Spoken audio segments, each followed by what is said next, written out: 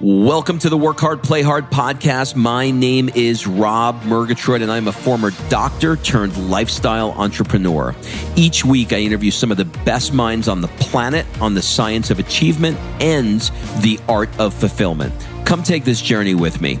Excuses are over. It's time to live. The catalyst for thinking about it differently was my brother-in-law telling us about this family who sailed around the world. You know, that just that little sort of idea caught our imagination.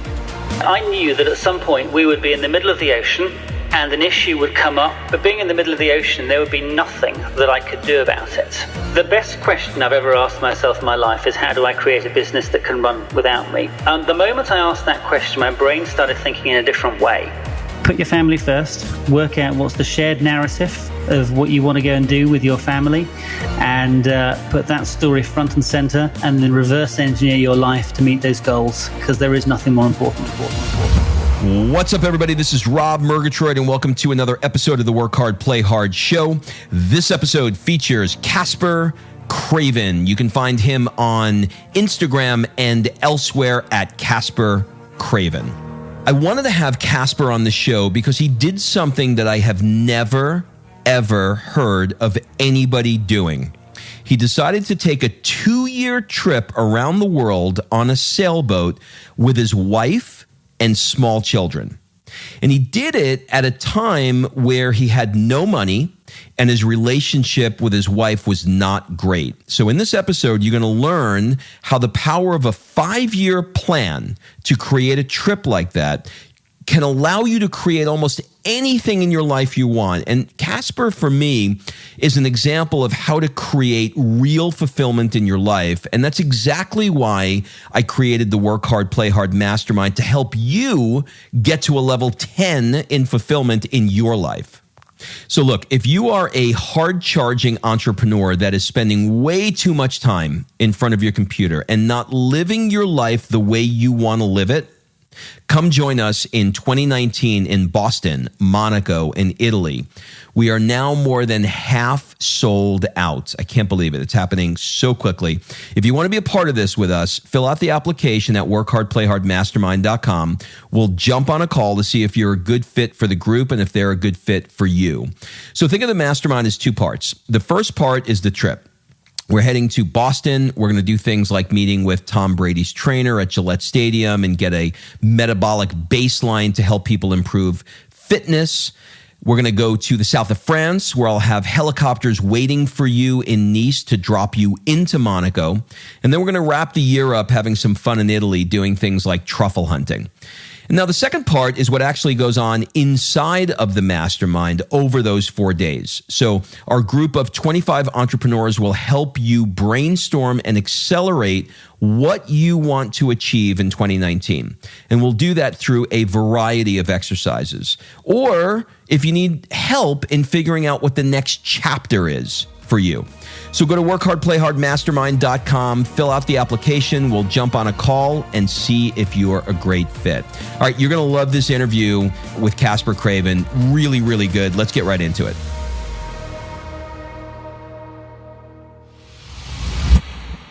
Caspar, welcome to the show. Thank you very much. It's great to be here. You know what? I am bouncing out of my chair for so many reasons to do this interview with you, and we're going to get into all of it in just a bit. I'm holding myself back on asking 20 million questions that I want to ask you. So let's just start with thank you for making the time. You are very welcome. It's great to be here. It's been a crazy week, so it's nice just to sort of just stop and just have a conversation and just share stories. And I'm really looking forward to talking to you too.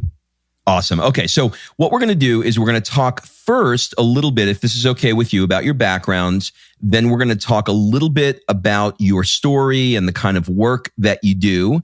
And then we're going to talk about how you've integrated play into your life, sort of post your story. And then we'll wrap up with some quick rapid fire questions. Cool? Sounds awesome.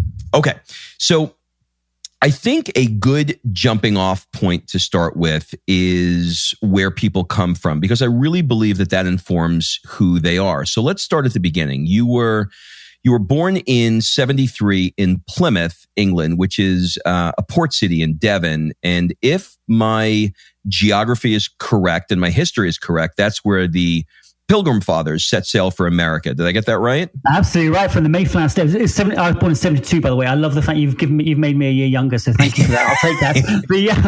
So my school was only a few miles from the Mayflower steps where the Pilgrim Fathers set off. You're exactly right.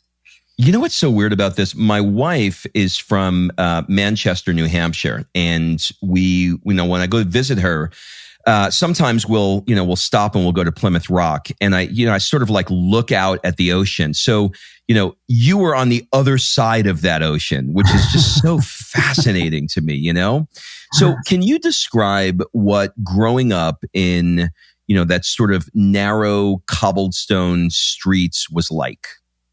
Okay, actually, I grew up in a tiny little fishing village, which was actually about 30 miles outside Plymouth. And it was a really small community. And my parents split up when I was quite young. So I was growing up there with my mum. And literally, we lived about 200 meters from the beach. And I got to know all the fishermen down there. So, every morning at 7 o'clock, I'd meet all the fishermen and we'd sit down on the beach. And I was only like sort of 10, 11, 12. And I would just love hearing their stories about how they went out fishing. And they were kind of my guides and my mentors, all these sort of, guys who would spend their whole lives on the sea going out fishing. So that was, big influence. And that's kind of where things started. Sort of playing around on beaches and exploring the coastline around Devon and in a small boat, and just figuring out how the sea works. And just that. So that was it basically. That was where it started.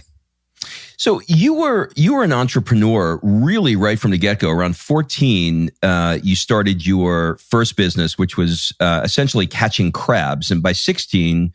You were exporting those crabs to Spain. Where do you think that entrepreneurial spirit came from at such an early age? So I remember when I was about, I was quite young, probably about 9 or 10. I really wanted to have this sort of this toy, and my mum didn't really have much money at the time. I remember sort of having a real tantrum around it, real spoiled brat stuff. And then my mum found a way to get the money together for this. And I felt so bad, the sacrifices she made to go and get that for me, that I thought, you know what, I'm never ever going to be poor. I always want to be able to have enough to provide. So the first time when that really came to play was when I was 14, and I found this abandoned fishing boat and repaired it. And started going out and catching these crabs and lobsters. And it was funny because I used to have this sign which I put on this little shed down by the beach, which said crabs for sale. And, I sold a couple of crabs, and then I figured out I've got to do something in a different way. So I got these T-shirts made up which said crabs for sale, literally on big letters right on the front of it. And I'd be walking around the beach and people would see the T-shirt and they'd start laughing. And the moment they started laughing, then I'd get in conversation. And then that's kind of where we really started to sort of, bring a bit of humor into it. And that's where it started at 14. And then, as you mentioned, by the time I was 16, I was sending about half a ton of crabs a week off to Spain. You started to figure out marketing with your T-shirt pretty early. Yeah, exactly. And finding the humor and stuff, right? Because it's. I want to fast forward a little bit to Plymouth College. And then from Plymouth College, you went off to the University of Southampton and you got a degree in accounting. Why the switch from, where you were into accounting? Okay, so I probably had the best advice and at the same time the worst advice that I've ever had in my life.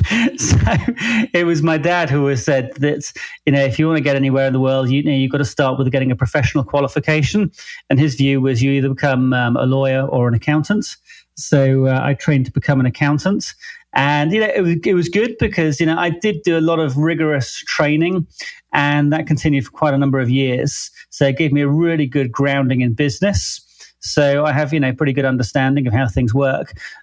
Bad advice because it made me do something that I'm not really all about. And I guess later on in life, I found the things my true vocation. and what I'm really passionate about. So it took me a little bit longer to get there. But, it's all about the journey, isn't it? And you do that. So I did what you might describe as the traditional route, the route that everybody expects you to go and do, and the one that I'm trying to disrupt everybody else in the world to ignore now and go and follow their own paths.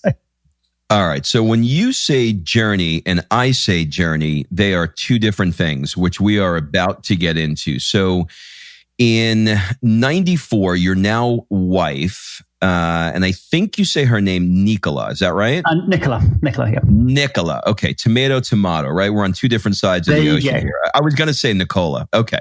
So your now wife, Nicola, entered your life, and you blink your eyes. You have 3 beautiful children, Bluebell, Columbus, and Willow, which, by the way, are the most amazing names I've ever heard in my life. Is there any significance behind the names? Columbus is sort of standing out for me. So there kind of is. So the whole so Bluebell came from when I used to do my fishing down in Devon, and I used to be sort of down near this down the coastline. In around April, May time of year, you'd look up on the headland, and the cliffs would be just full of bluebells. And it was just really poignant. And we kind of just really liked the name. Columbus, we just thought it was a strong name. We didn't really know we were going to go and sail around the world at that point. So it was maybe kind of a little bit prophetic. And Willow we just liked. So the names just appealed to us. Shakespeare says what's in the name, right? Okay. Absolutely. So let's dig into that. So around 2009, you and your wife were kind of in a crummy place in your marriage. You're stressed, money issues, kid, just all of the stuff that everybody deals with when they're, starting out with 3 kids.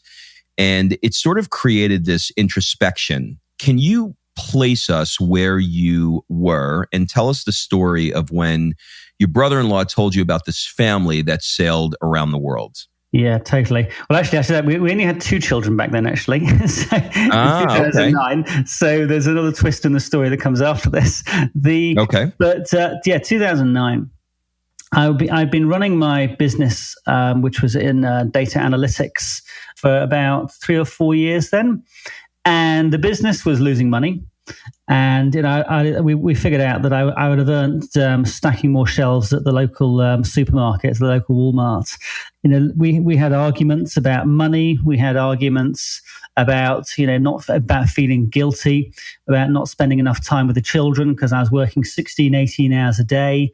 Nicola was working and bringing up the young kids. And life was just really, really painful. And I guess to the outside world, it probably looked okay. But, we're there with a family, with young kids and, running your own business. But on the inside, it just felt horrible. We were asking ourselves the question, is this all there is to life? There must be more than this. Because it just felt like if we're going to do this for another 20 years, then, there really wasn't much fun and joy.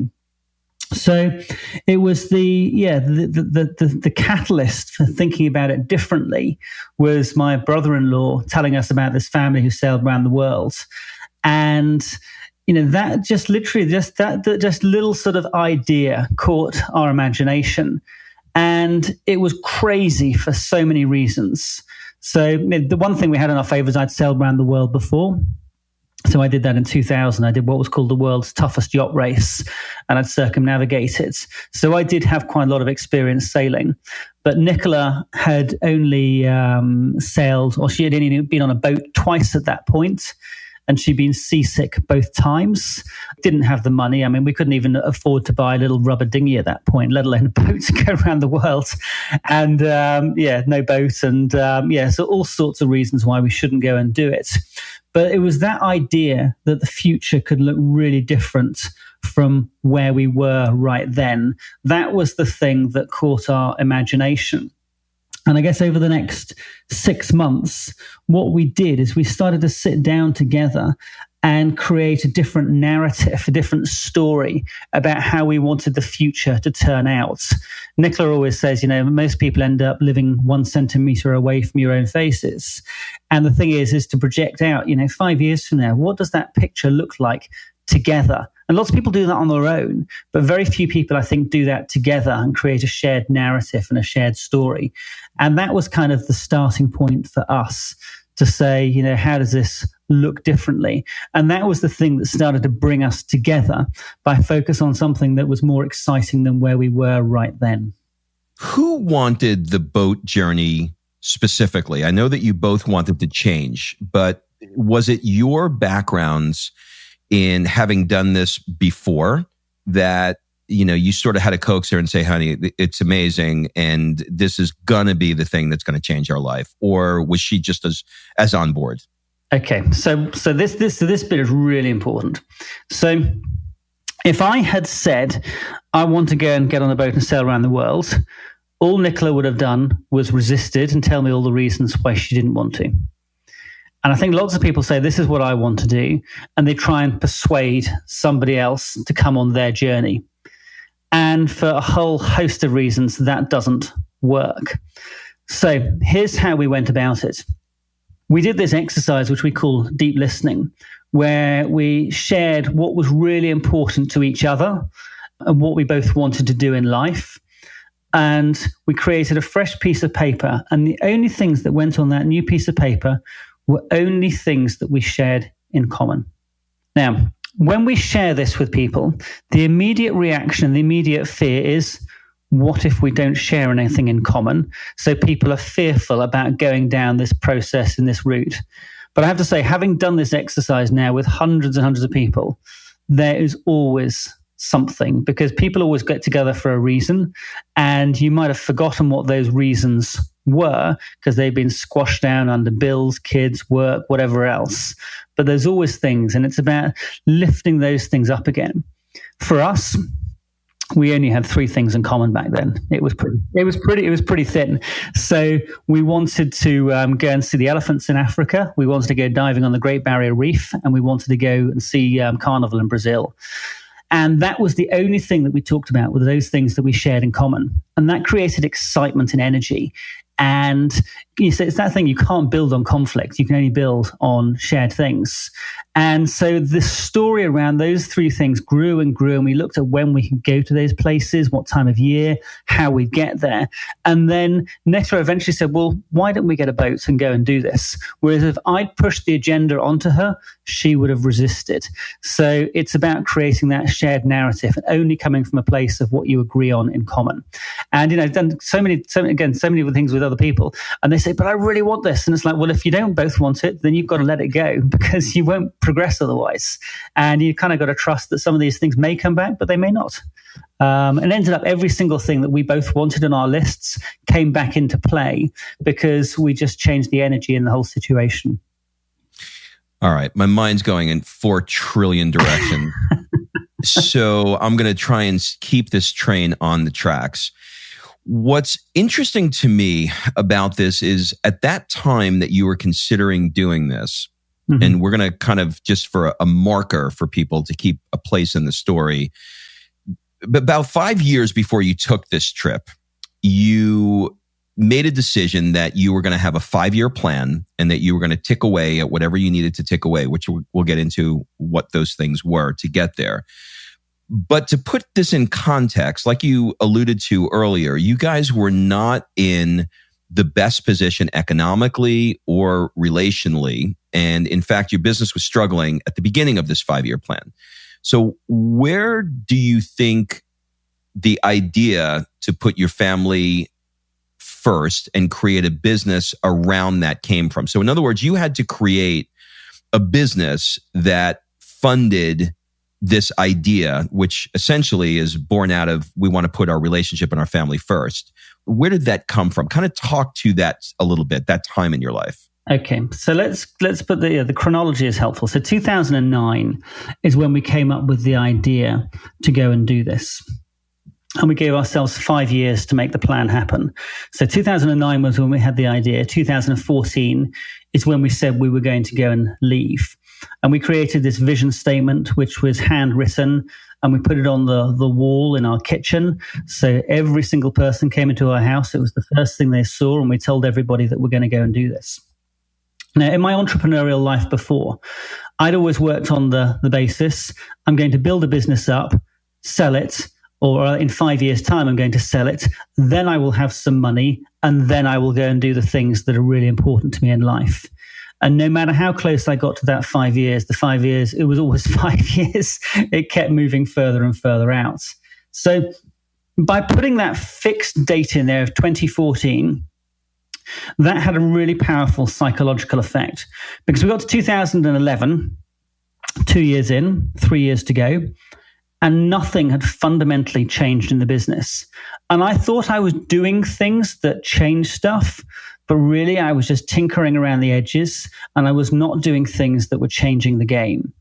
And because that 5 years had now become 3 years, it's like, okay, I need to think about this in a fundamentally different way. And that was when I started really immersing myself in learning, how do you grow a business so that it really scales fast? And the initial model was, well, let's build it up and sell it within 3 years.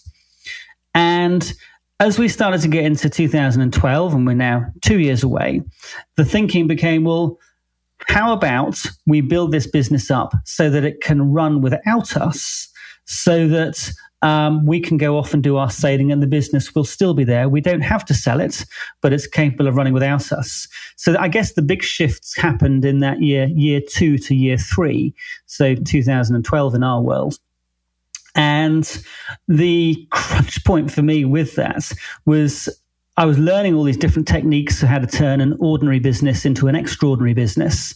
But I was driving things so hard that basically my team threatened to leave the business and walk out just because I was being so driven. And that was the point where I said, okay, I've got to approach teamwork and leadership fundamentally differently. And I have to build on the strengths of everybody else. And beforehand, I thought, how do I make myself brilliant? And I came to realize the role of a leader is to make everybody else brilliant rather than making yourself more brilliant. And so that was the shift. And then for the next 2 years after that, 2012, 2014, that's when we went through real rapid growth, not just in that first business, but we created 2 other businesses as well, but just by following that same principle of, building it so it can run without us based on amazing people. All right, so let's stay in that zone for just a second. Just a couple of follow-up questions there. How often, we're going to have to chronologically bounce back and forth from the trip to 5 years before the trip. I don't know how else to do it, but how often while you were on the trip did you check in with your business? So the first business, the data analytics business, I would dial in for monthly board meetings. So I would get the board papers, so I'd spend an hour or 2 beforehand, and then I'd call in for 2 or 3 hours, and then do a couple of follow-ups, and that would be it. So that was all for everything per month. So let's say a day. Literally 3 hours in a month, and that was it. Correct. How did you manage the? God, I wish I had 2 mouths right now. There's so many things I want to ask you. How did you manage the anxiety that most people right now can't go 10 minutes without thinking or checking in on their business, let alone work 3 hours in a month? How did you manage the anxiety, and did that change over that period of time? So look, the best question I've ever asked myself in my life is, how do I create a business that can run without me? The moment I asked that question, my brain started thinking in a different way. And, I knew that at some point we would be in the middle of the ocean and an issue would come up with staff, with a customer, with, I don't know, something. And there would be this immediate thing. But being in the middle of the ocean, there would be nothing that I could do about it. So I realized the levers for me was to just build an incredible team of people and trust them to get on with whatever they had to deal with. Because I think most business owners, they trust their team so far, and then when they can see things aren't going wrong, they'll instantly try and jump in and try and fix it. And all the time your team know that you are likely to do that or able to do that, they won't fully own it and take responsibility for it. So it really is all about the culture of the business and getting people in the right roles where they're doing the things that they're absolutely brilliant at, and then just trusting them to get on with that so they can go and do it. So the bottom line is just built an amazing team of people. And we're very clear on the mission, where the business was going, why we were in business. And we had a really clear set of values. So the culture went really, really deep as to, how do we behave? How do we act? And that was the thing that enabled me to sort of just say, okay, here you go, guys, you run the business and just let me know, once a month how it's going.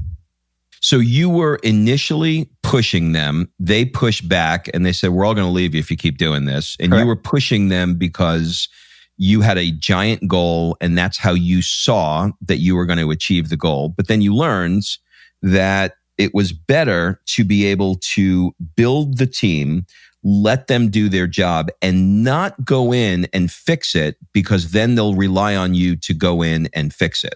100%, you got it.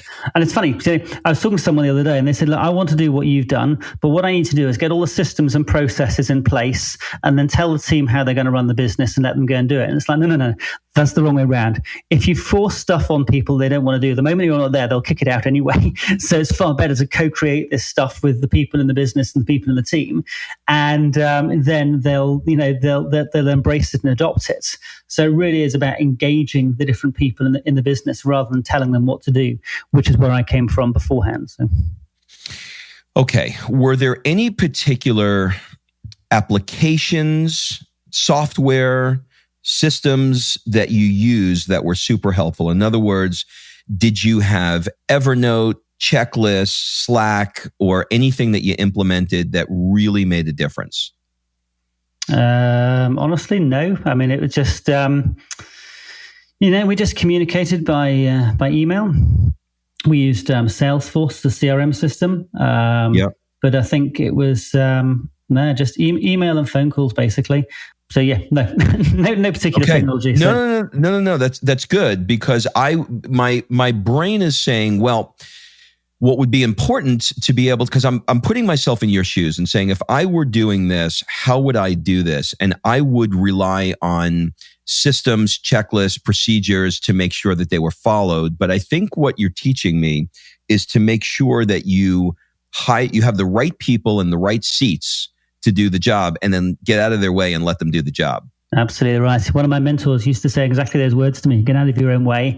You've got brilliant people, let them get on with it and do what they're best at. And we had two other businesses which we set up and ran in exactly the same way. And we spent even less time in those businesses. We would just get an update email every month and they just tell us how it was going and what the numbers were. And it's like, great, okay.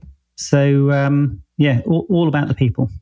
Was it, if you had to pick a key player or a key position in each of the businesses that you've done, would you say that the key position was some level of management that made sure everything, the trains operated on time? Different in different businesses. So the bigger one, the data analytics business, I would say that I had probably 4 or 5 real A-grade players. And when we we'll come on to this, we ended up selling that business whilst we're in the middle of the Pacific. And the reason we did is because we just had these brilliant people in play who were making things happen. So it wasn't just one brilliant person, it was a number of brilliant people, but just in the right roles. All right, let's go back to the mission statement that you alluded to in 2014. You languaged that mission statement in a very specific way. It was in a tense of it already being done. Can you describe what that was like, or what that sounded like, and why it was done in the way that you did it? Great question as well. I'm just casting my mind back. It just seemed really natural to do it that way. And, I can recite it. It's like on the 1st of August, 2014, we're setting sail as a happy, contented family, having easily created this amount of money. And we then went on to go and do it. And to get to that place, my wife and I, we came up with different versions of it, and it was all handwritten stuff. And we would, we created, I don't know, goodness knows how many different versions of this over that 6-month period. But it was that absolute statement of intent. And the most powerful thing about it was the fact that it was co-created. It had both of us in there. We dated it, we signed it, and we just said, that is the thing that's going to happen. And we both believed that it was going to happen. It was, it wasn't just this is a nice to have. It was this is going to happen come hell or high water. And the whole thing was, we made rods for our backs because we told the kids that this is what we're going to go and do. And we fired up their imaginations and got them to think about where we were going to be, what we were going to go and do. And, once we'd made that commitment to our kids, there was no way that we, just imagine the conversation. I'm sorry, kids, we've been rubbish. We haven't been able to get the money together. The idea is cancelled. This thing we've been talking about for 5 years. So it was literally going to happen. And, everybody doubted us and everybody told us we were crazy, not just because of the sailing itself, but lots of people said, you'll never be able to make a business work like that. It's just not possible. Nobody's been able to do that before. And it's that thing. Once you believe you can do something, then you go and find a way. I was thinking like that thing with Roger Bannister, isn't it? Everyone said you couldn't run the 4-minute mile. And then the year after was 30 people did it. And then 500 people the following year. And high school kids did it that year. Yeah, exactly. There you go. So it's, but it's just cracking that belief set around it. But the mission statement was it was an absolute statement of intent. And I used to do this exercise every morning, come downstairs, and I would just close my eyes and I would just visualize us seeing all those different things as they were happening. And so just, created all in my imagination first before it actually happened in reality. So, can you describe how Maxwell Maltz's theater of the minds informed your practice of doing that in the morning? So Maxwell Maltz, Psycho-Cybernetics, probably one of the most influential books in my world. And, he explains in that book the whole process of your psychology, your conscious and your subconscious so clearly, so well. It's the book that I give to all my friends. And I say, look, just read the book. Just go and do what he says in there. And that whole thing with the theatre in your mind, for me, it's just burning it into your subconscious. It's creating that excitement.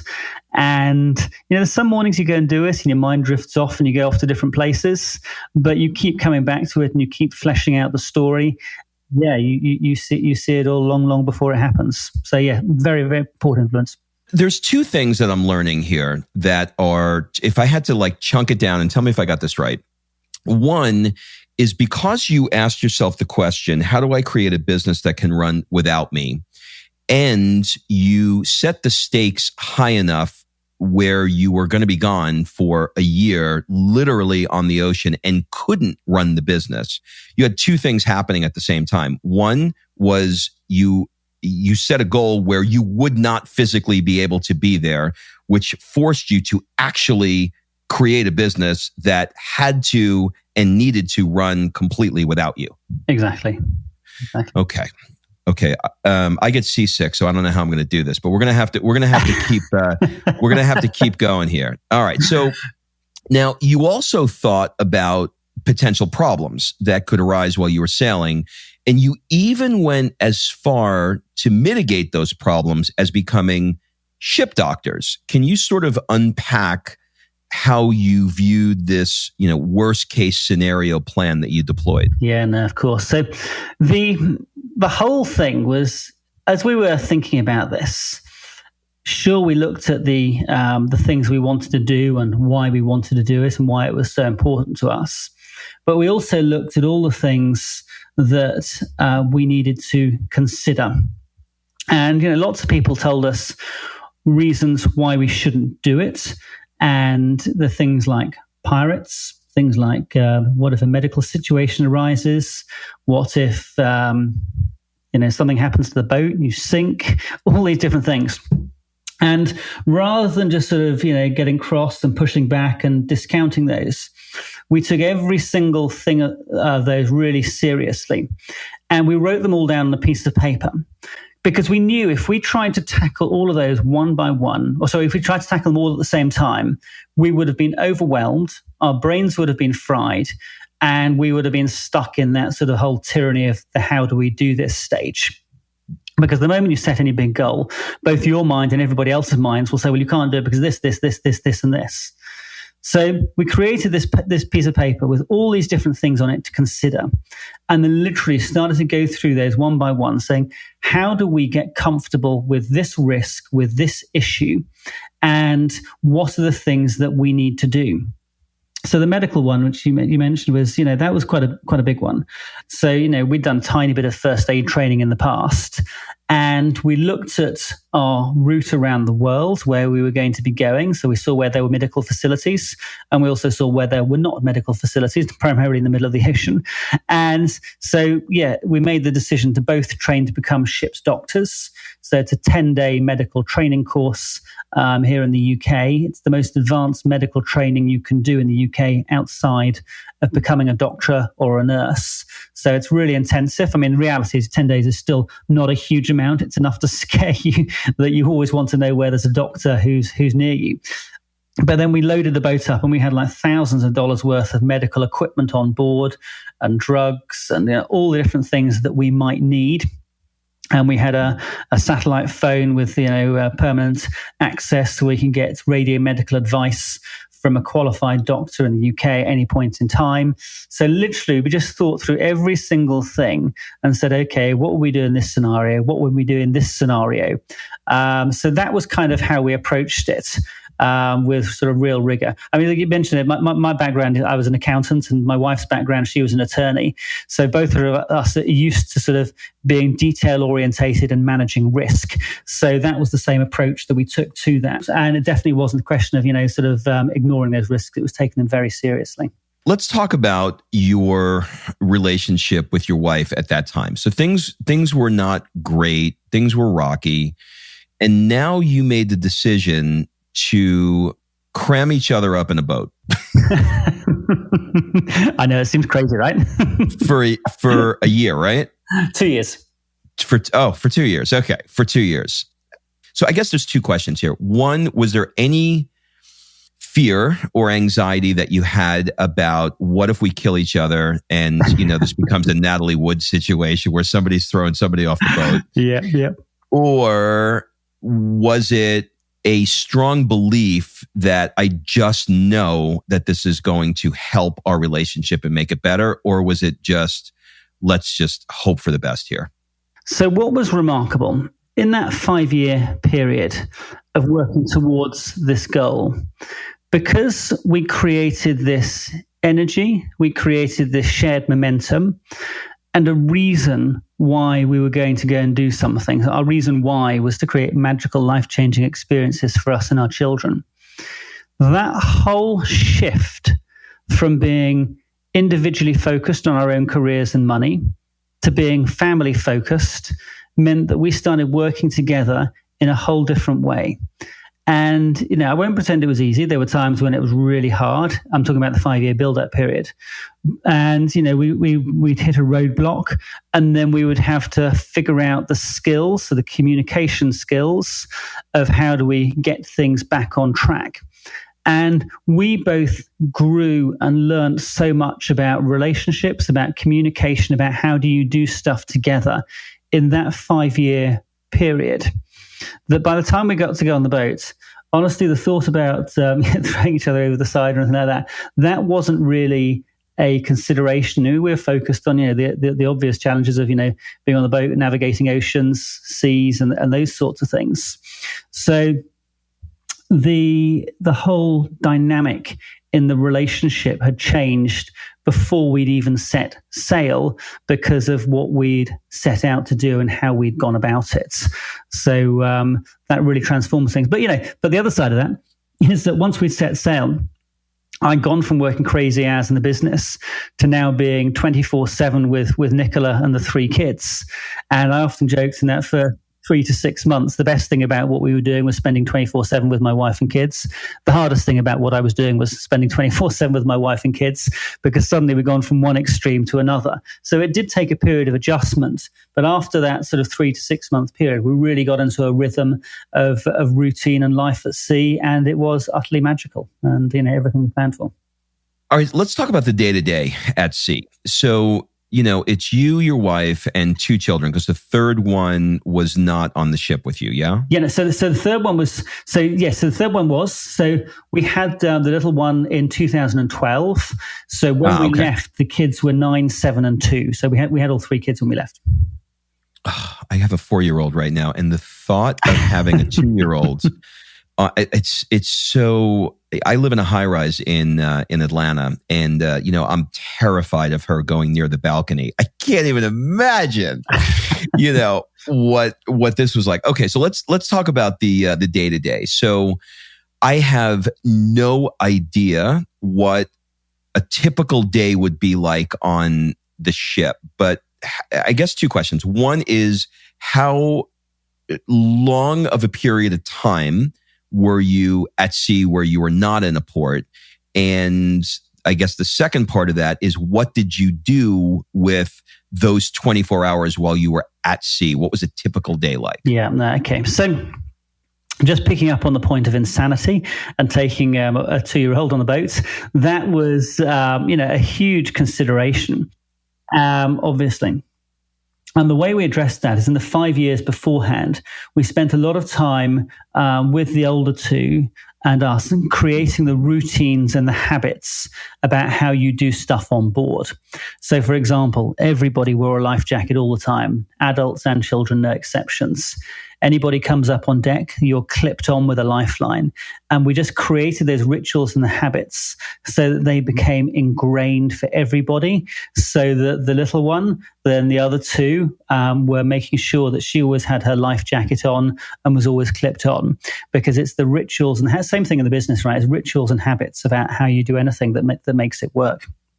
So that was the preparation. But in terms of the actual sea stuff, so the longest we'd be at sea for was 3 weeks at a time, and that would be about 3,000 miles of sailing. So the longest passages for us were always the easiest ones, and we kind of get into a routine of how do we do things. So my wife and I, we would be 3 hours on, 3 hours off. So there's always someone who is awake and keeping an eye on the outside, making sure there's no other ships around, making sure the sails are set properly, making sure the navigation is good, we're going in the right direction. So there's always someone on watch 24 hours a day. And then during the day, we would do one watch of 6 hours on and one watch of 6 hours off. So I would, for example, do the schooling from 8 a.m. until 2 p.m. for that 6-hour period. So I'd do the sailing, I'd do the schooling, I would make breakfast and lunch, and Nicola would sleep in that 6-hour off period. And then from 2 p.m. till 8 p.m., then Nicola would be on watch and I would get a longer sleep. And then overnight we go into the 3 on, 3 off. So we just developed this routine. Yes, schooling in the morning. Whoever's on watch is always doing the navigation, making sure the boat is okay, and making sure that we're safe. So it just developed into a very easy routine. And for us, the longest passages were always the easiest. And after 3 weeks at sea, if someone said you've got to continue for another 2 weeks, it'd be great. Okay, let's go and do it. The short passages of 1 or 2 days, you just start to get into the routines and then you stop. Yeah, so that's kind of how it works. Did it feel like your brain started to change? In other words, right now, I'm sure your day-to-day is very different, right? You're a keynote speaker, you travel, you're running businesses, you're probably, I'm making assumptions here, but I'm assuming that you've got a smartphone and you're connected just like we all are. When you're 2 weeks at sea with your kids, you're not. So, was there this, I guess the question is, did you tap into a part of yourself that you didn't even know existed? So this is one of the most important things I think that came out of the whole thing that's relevant for our society today. We were basically off the grid for 2 years. So we had smartphones, but clearly out at sea, there's no signal. And rather than we all get addicted to the stuff coming through on our smartphones now, and, I'm as bad as anybody else right now. But at sea, we didn't have that. So what did we do? We ended up sitting around the saloon table and we would have 3 meals together. we'd talk, we'd read, we'd play games.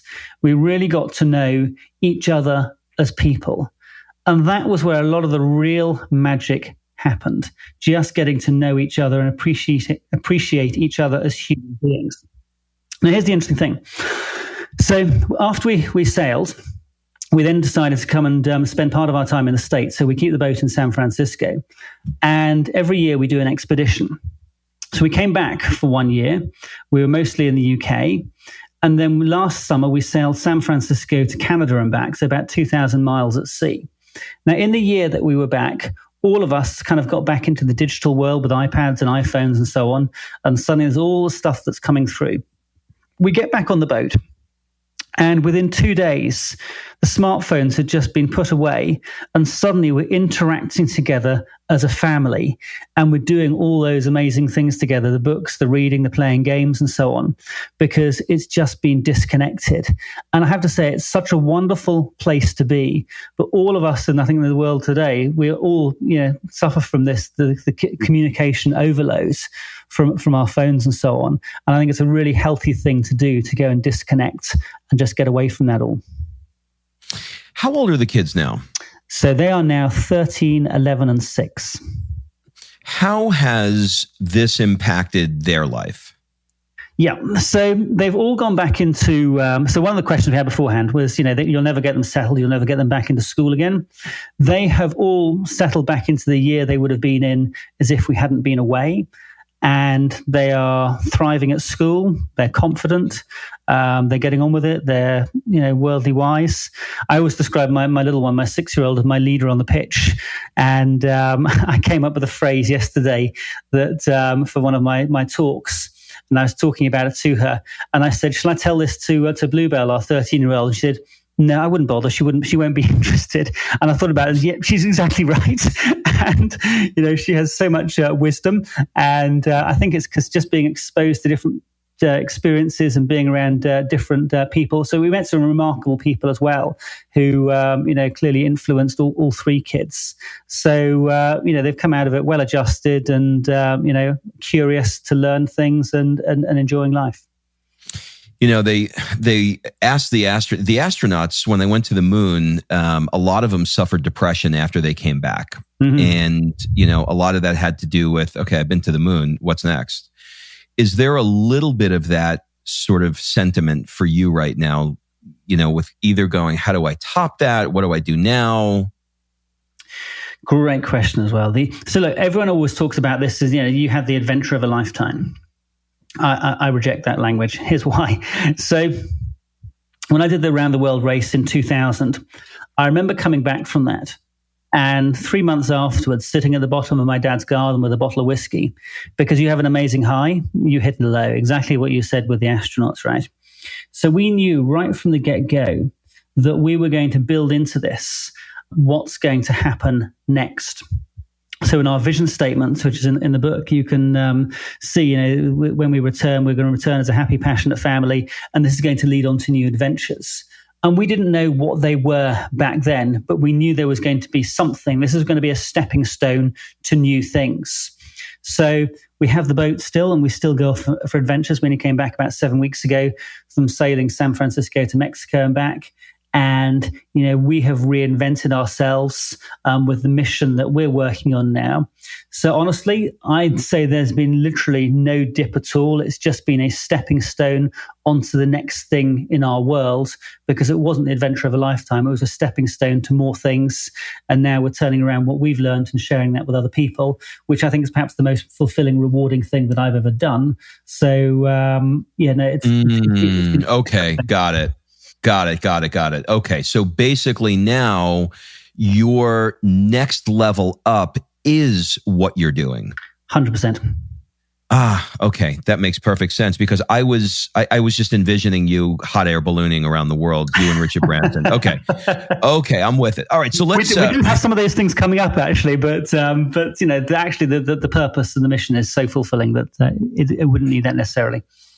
Well, the reason why I wanted to have you on this show is because the podcast is about literally working hard and playing hard. So the first half of the show, we talk about, the kind of work that entrepreneurs do and, get business hacks and help people to become a more efficient entrepreneur. And then the second part of the show, we talk about play. And it's always the most difficult part of the show because hard driving entrepreneurs are generally not the same type of people that like to do things outside of work. They're very, very work centric. And you are probably the only guest, maybe one or two others who are close, that has, I don't know, maybe if I had to tip the scale, I kind of feel like play is a little bit bigger for you than work, but at best, you're pretty even with both. But I'd like to ask you a little bit before we wrap up here about sort of like the areas that are in your life now that are outside of work that sort of, are a little bit more around play. So what is a typical Saturday morning like for you now? So I do a lot of running. So, early morning run is always good for me. Sunday morning, the kids will come and charge in and, try and, want to play games and do stuff. Probably take one or two of the kids swimming. So, fairly family focused stuff. My phone is always there, and I know that whenever I look in it, there will be stuff to respond to and deal with. But I think, the whole family first thing, someone said to me, you only get 18 summers with your kids before they grow up and leave home, right? And, there becomes a time when they don't want to spend time with you anymore. So it's making the most of that now. I spent time 2 weeks ago with a lady who's a palliative care nurse. So I don't know if these have the same language in States. Yeah. Yep. Same one. So, and she said she's been there present with over 200 people when they've died. And talking to them beforehand, it's that whole thing, which we've all heard, right? Nobody ever regrets. And nobody ever says, I wish I'd spent more time working. It's always family stuff that comes up. So, our whole mission is, family first. And for us, that was not just good from a family perspective, but it was also incredibly good from a work perspective, because it meant that a united Nicola and I and unleashed all this insane amount of energy that we were now on the same page. Again, I've lost track of the number of entrepreneurs I know who've got failed marriages because they're so focused on their business and then neglect family and relationships. And they always regret them later on. So I think it's, getting that balance. So Saturdays is family time. Inevitably, there will be a little work stuff that creeps in because I can't help myself because I love what I do. And so I will deal with things and respond to things. But it's family first and then work second. So. Yeah, two things on that note. One is Jesse Itzler once said to me that, do you know who Jesse Itzler is? The name? Does that sound familiar to you? Do you know Sarah Blakely who owns Spanx? Yes, of course. Have you heard of Spanx? Yeah. Okay, her husband is Jesse Itzler, and he started NetJets and sold that, and then created Zico Water and sold that. So one of the things he said, which was really interesting, sort of what you just said about, you have about 18 summers with your children. If you look at sort of the palliative nurse conversation we just had, I'm 52, so let's round it up and say 50 years old. The average person lives to 76. That means I have about 26 summers, left in my life, and that's it. And he went on further to say, if your parents are living in another state or another country or whatever, and they're 70, then you have, if you see them once a year or twice a year, you may have 6 to 10 times left that you'll ever see your parents before they're. And so you can keep doing this math and you start realizing it. And the other thing that somebody said along the lines of what you just said, which was interesting, is my family gets my best and everyone else gets the rest. And I really loved that statement. And I thought you might like those. I love that. You know what? It's funny. I remember when I was in the really painful stage, Nicola would say, by Friday night, all I'm left with is the pith of the lemon. There's literally nothing left of you because you've given everything to work. And it's like, there's something that's just wrong about that story. So I love what you just said. A couple of more questions on play. Mm-hmm. If you could only go to one restaurant before you die, random question, where would it be? Where would your last meal be? Sydney Fish Market. I had the best oysters and the best sashimi ever in the world there. Oh, I love that. Okay. If you had all the time and the money in the world to pursue a hobby or a recreational activity, what would it be and why? You know what? One of the things I started doing, I did some speaking gigs in Hawaii last year and I learned to surf there. And it's something I've not done very much of, but I would love to go and do more surfing. Well, I am moving to California specifically to learn how to surf next August. That's my goal. So you can come out and I'll hopefully by then I'll be able to teach you. That sounds awesome. I'll hold you to that. When you come to the end of your life and you're lying on your deathbed, what would you regret most if you didn't do? Oof, you know what? Can I share a short story? Of course. Take as much time as you need. So when I did the round the world yacht race in 2000, the guy who arranged it, ran it all, was a gentleman called Sir Che Blythe, who was the first guy to sail around the world the wrong way. And I remember he asked me the question. He said, you know, Caspar, there'll come a time when you're looking down at your toes. And he said, if you look at your toes and you ask the question, have I done everything that I want to do in life? He said, if the answer is no, you're going to be pretty brassed off. So stop messing around, work out what you want to do, and go and get on with it. And that's basically been how I've lived my life ever since the year 2000, to work out exactly what I want, to not worry about what other people say, and just to pursue it and go for it. So I don't think I'd regret anything. I'd just go and do it. So.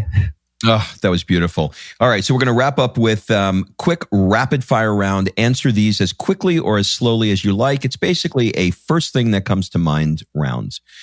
What would your friends say is one of your superpowers? Connecting people, telling stories. Connecting and telling stories. Okay. What's one of the things you're afraid of right now? Not impacting enough people in the world and not really driving as hard as I can to get the messages out there, because I think these are powerful messages. What keeps you up at night? Usually my 11-year-old, when he comes downstairs and says, I'm awake, I'm bored, can you come and talk to me? What do people never ask you, but you wish they did? You know, I think the most important thing that I really think impacts the world is this whole thing about the shared narrative. And I love the fact you've asked me about that and we've spent time exploring that. I wish more people would ask about that and be open about that side of things, because the whole relationship side of things, it's not just home life relationship, it's work relationships too. And that real deep listening piece is such a powerful piece. So that's a message I really want to get out there. So I wish everyone would ask about that. What's the one thing you want to get better at? That's a good question. I think the thing that came up to my mind was just appreciating and understanding the different things that everybody has. There's one or two unique skills, and just getting even better at just seeing the brilliance that each person has. Other than Psycho-Cybernetics, what book have you reread the most? The One Thing by Gary Keller, all about focus. Oh, so good. Speaking of the one thing, what is the one thing that you own and probably should throw out, but never will? I have, my mum will probably answer this question quite well for me. I've got quite a lot of fishing rods, which I'm unable to throw out because they've all got memories. If you had to give a TED Talk on nothing that you're known for, nothing that you speak about, it could be on anything you like to do or have a passion for, what would it be? So one of my favorite subjects in the world is influence, and I talk about it indirectly, but I'm just absolutely fascinated by that whole area. So I would love to talk more about that. Have you read Cialdini's books? I have, yes. Well, no, only the first one. Okay, his next one, Persuasion, is even better. I just love that guy. Okay, last question. The last question, we're going to change it up a little bit. What one question do you want to ask me? What's the thing that anyone can do that would be most helpful for you? In any specific area? In any specific area. This is a great, nobody's ever asked me that one. What's the one thing that people can do for me? This is going to sound like a sort of a bullshit answer, but it's really how I feel in my heart. They can wake up to the fact that their clock is ticking. And we only get so many days. Tomorrow is not promised. And really, really, really get clear about what you want to do, so that if you didn't wake up tomorrow morning, you would rest your head comfortably knowing that you did the best you could to live your best life, and you stopped focusing all of your energy on work. That would be a gift to me. Wow. I closed my eyes. You were just saying that. I hope everybody listening to this. That was really, wow. Thank you. Yeah, you are so welcome. So, do you have any final words, suggestions, or an ask for the people that are listening? My only ask would be, following on from your cue, put your family first, work out what's the shared narrative of what you want to go and do with your family, and put that story front and center, and then reverse engineer your life to meet those goals, because there is nothing more important. Amazing. Caspar, you have an awesome name. Your children have an awesome name. You have an awesome story, and that's a lot of awesome in one sentence. But thank you so much for being a part of this. You are very welcome. I've absolutely loved it, and amazing questions, amazingly perceptive. Thank you so much. It's been awesome too. All right. Thanks for listening. If you love this episode and you know someone that needs some help in either stepping up their work hard game or their play hard game, it would mean the world to me if you shared this podcast with them to help me get this movement out there. So if you like what you heard, head on over to iTunes, take 30 seconds and leave me a 5-star review, and I will be forever grateful. So until the next episode, excuses are over. It's time to live.